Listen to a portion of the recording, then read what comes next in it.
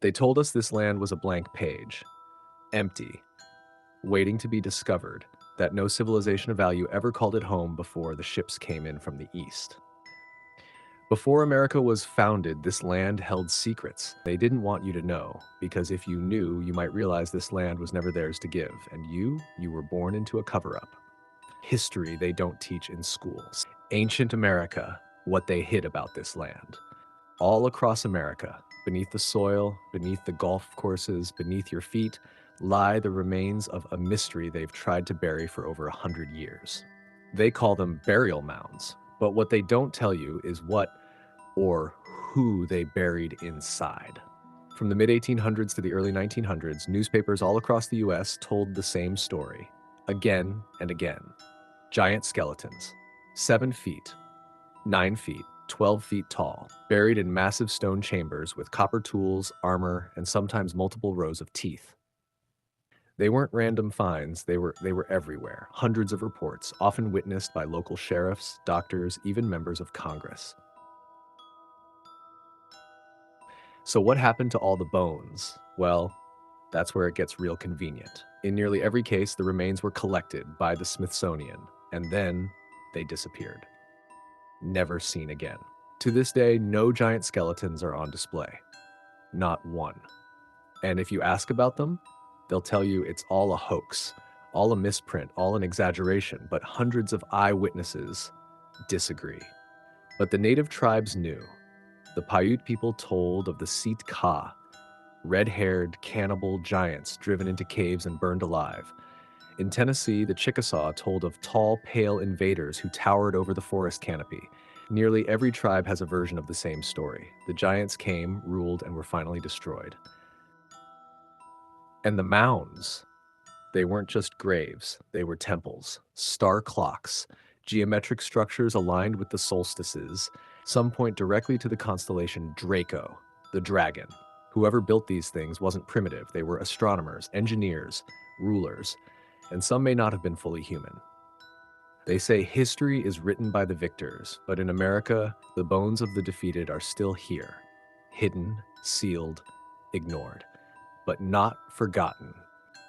They say the first people to set foot on this land came across the Bering Strait, but scattered across the mountains, deserts, and caves of America are messages written in stone that tell a very different story.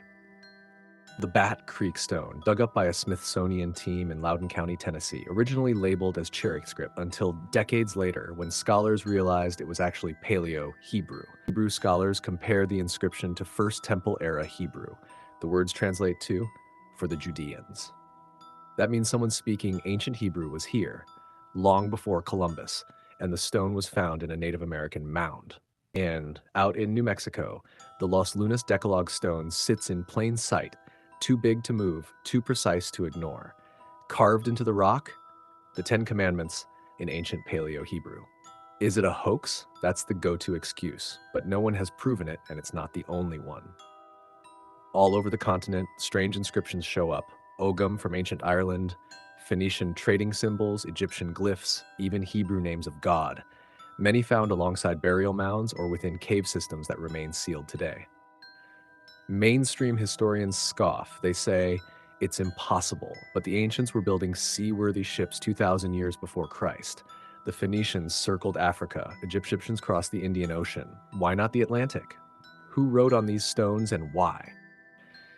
Some say it was the 10 lost tribes. Others say early Jewish explorers fleeing Roman persecution. Some whisper it was the Nephilim or fallen angel hybrids marking sacred sites.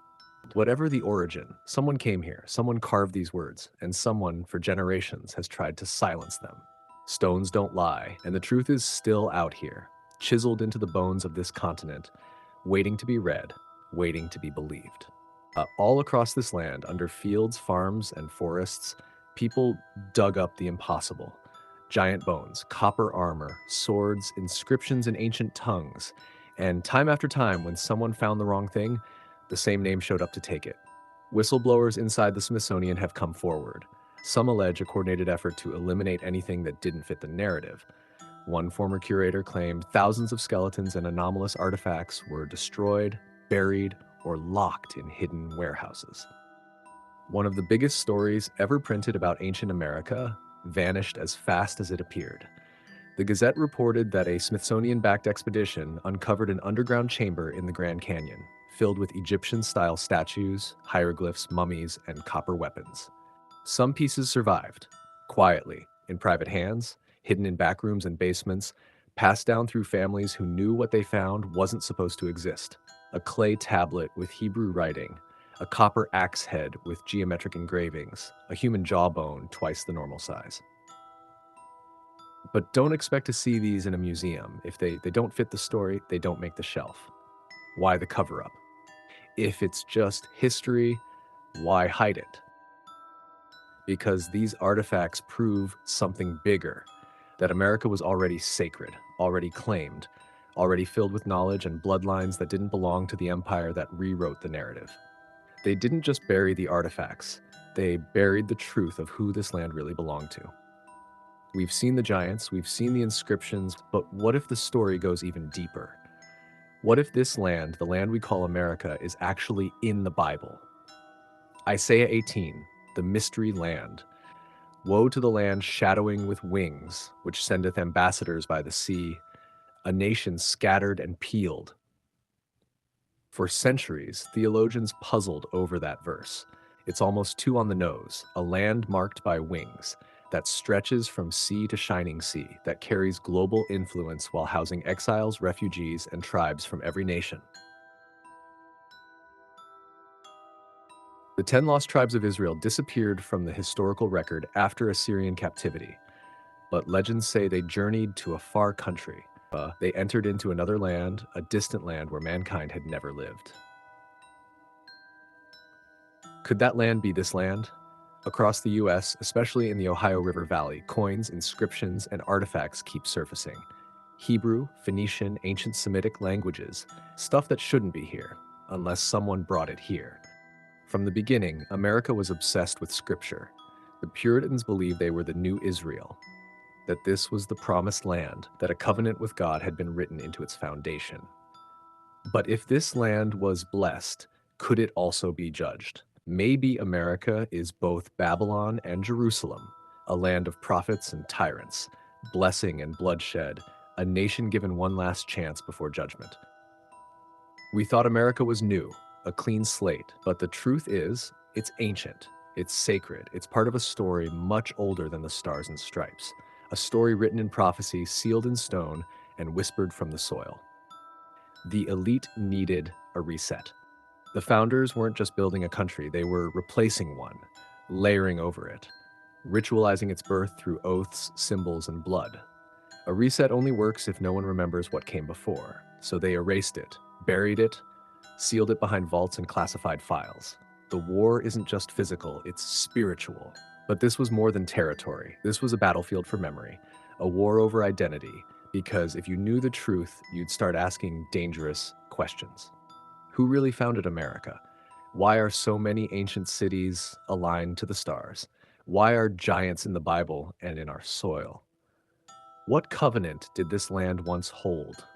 The stones still speak, the bones still cry out, the stars still align, and deep in the American earth, the truth still waits. You were never supposed to find this, but you did, and once you know, you're not just awake, you're responsible. Rock Solid TV, history they don't teach in school, ancient America, what they hid about this land. Like, share, and subscribe to break the narrative.